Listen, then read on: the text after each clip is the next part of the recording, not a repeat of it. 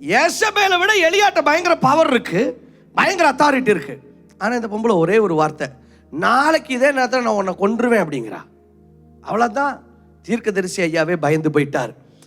பேசிக்கா அடிப்படையில் இன்றைக்கு அநேக கிறிஸ்தவர்களை பிசாசு எப்படி அட்டாக் பண்ணிட்டு இருக்கான்னு இப்படி தான். எப்படின்னா அவங்க மைண்ட் அட்டாக் பண்றான்.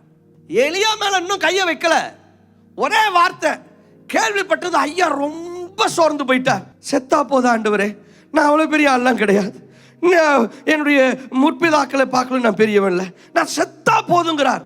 எலியா தீர்க்கதரிசி சாகவே இல்லை, மேல ரதத்துல ஏறி போனவர். அவர் சொல்றார் நான் சாகணுங்கிறார். ஆண்டவர் சொல்றார் அப்படி ஒரு பிளானே நமக்கு இல்லையே அப்படிங்கிறார். பேசிக்கா பிசாசு மைண்ட் அட்டாக் பண்ணிட்டான்.